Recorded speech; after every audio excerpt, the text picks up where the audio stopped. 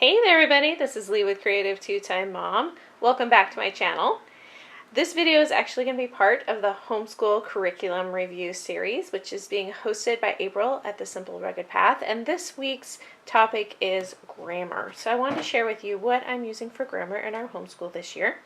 My 7th grader actually takes a core class at our charter, so I don't have to worry about grammar for him. But I have the grammar here for my 1st grader and for my 5th grader. We are actually using 2 different curriculums this year.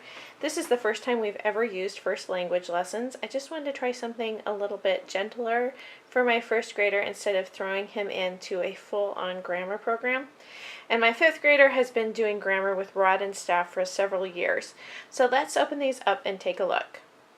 So like I said, this has been our first attempt at first language lessons for the Well-Trained Mind. It's by Jessie Weiss, and if you recognize that name, she is a part of the creative team that wrote A Well-Trained Mind. And I just wanted to take a little bit of a gentler approach with grammar with my 1st grader this year. So I thought I would show you a sample lesson. Now all these lessons are a little bit different. Some of them cover initials, abbreviations, some of them cover months. You start out with a lot of memory work, which I actually really like. I've taken that memory work, written it on index cards, and all of my kids memorize those poems together. There's also memory work as far as learning the definitions of things. So this is one of those lessons where you would go over the definition of a noun, and you say it with your child. A noun is the name of a person, place, thing, or idea. And then you go through the ideas of what's a common noun, what's a proper noun. This is just a sample lesson that involved nouns that was good for us. A lot of the lesson is oral. You can have your child write this, but since mine is only 6, I thought we are going to go with the oral approach, which is actually how this is written. Right now what we are studying is seasons, and we're studying abbreviations. So we talk about what seasons, which months go with which seasons, and how you would abbreviate them using the rule of 3 letters and a period after every one. Of course, May is too short to do that, so we can't make an abbreviation out of it. With each lesson, there is, well, sometimes there's copy work, not always. Sometimes I will have him do the copy work. I have been requiring him to do the copy work in this set of lessons because we are creating a book about the seasons and the months in each season, and we are putting those together. So I want him to do the copy work for those. And then there's always an enrichment activity. Sometimes we do it, sometimes we don't.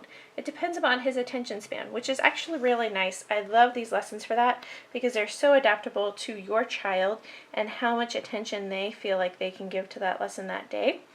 Same thing with the copy work. If I feel like he's draining and it's not a special project that we're creating, then we just do it orally. And I really like that about this curriculum. This is level 1 and 2. Each level has 100 lessons, and we will easily finish level 1 this year. We are on the 105th day of school, and I believe we're on lesson like 80. So we will easily finish level 1, possibly start into level 2. I'm going to request this again next year for him. His learning style is very different from my daughter.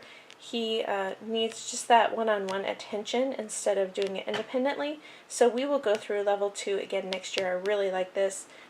Now this curriculum that I have here is for my 5th grader. It's the Rod and Staff English curriculum, and she's doing level 5. I will link the website down below because sometimes these can be a little hard to find. We are on 105th day of school, and she's in lesson 88. She's really consistent with this and really good about just getting it done every day.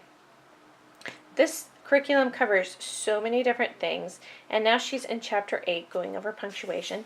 Lesson 88 is all about commas, which I feel like is a really important lesson because so many of us forget to use commas where they need to be. So there have been more than one lesson about commas, and she actually told me the other day, "Mom, I'm over it. How could there possibly be any more commas?" So each lesson is about, let's see how long this one is. They're about 2 pages long. It looks like this one's a little bit longer. About 2.5. And then at the end of each lesson, there is an oral drill section that goes over that lesson. And then there is a written practice with several different things to work on. And then there's actually a review and practice as well. So you can make this as extensive as you want or as minimal as you want. Typically what I do is I go to the written practice and I will find whatever the lesson is about that I think she needs to review and to go back over. So with this lesson, we will probably do written A, which is copy each sentence and the letter part and add the missing commas. So she's copying the sentence and adding the missing commas, and then it also goes into addresses, adding the missing commas there, into greetings and a letter, and into closings of the letter. So there's only about 14 on this one. Sometimes there's 10, sometimes there's less. It just depends upon the lesson. B is write a short, friendly letter to thank Aunt Ruth for the book that she sent you on your birthday. Include correct punctuation. This is awesome because sometimes she has some pen pals and I'll be like, oh, let's do that instead. We'll just use her pen pal time and then we'll go over her letter when she's done. But typically I just pick one of the written exercises and have her do that. I don't have her do all of the oral, all the written, and the review. This is typical of what I would get from her after a lesson. This lesson was on question marks and statements where she had to label each one and then had commands as well and give the ending punctuation. This one was on identifying verbs and verb phrases. This one was diagramming. There is a lot of diagramming in this book and I don't always focus on that. Sometimes when it's there I'll have her go back and do a lesson like that just to review it, but it's not my primary focus of what I want to get out of this grammar program.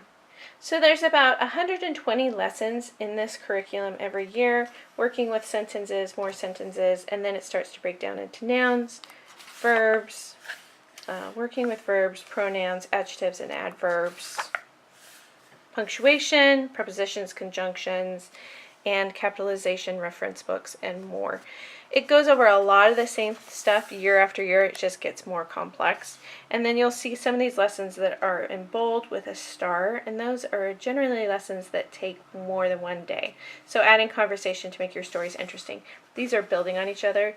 She would have already had one lesson where she started a story. A couple days later, she works on adding conversation. A couple days later, she works on writing a good title. The only thing I try to be aware of with these is that these lessons will take more than one day. A typical lesson usually takes 15-20 minutes, but this I would probably say 20 minutes, 2 or 3 days to get that part of it done, especially with writing, because I don't know about anybody else's kid, but mine wants to take her time and really make her writing good, which is important, and so it takes a little bit longer to get those things done. All in all, I really like both of these curriculums, but for very different reasons. I feel like this is a good place to start if you've got a younger child. Like I said, my first grader is only 6, and so having the oral component and having time to work one-on-one with him without him having to write has been really good for him to learn. And then my older child really likes to work independently. And this gives her the freedom to do that because the lessons are so well outlined and the directions are pretty clear. So for 2nd grade, we're going to continue with this, and in 6th grade next year, we're going to go ahead and continue with this as well. I'm going to transfer him over. I transferred my daughter at 2nd grade, but I'm going to wait until Josiah is in 3rd grade before I have him move on to the rod and staff. I hope you guys enjoyed this video. Check the description box below and I will link April's channel as well as the playlist for all of these curriculum reviews. I know it's that time of year that we are all thinking about next school year, so check the playlist down below and you will find all kinds of great resources. I hope you guys enjoyed this one and we'll see you next time. Bye guys!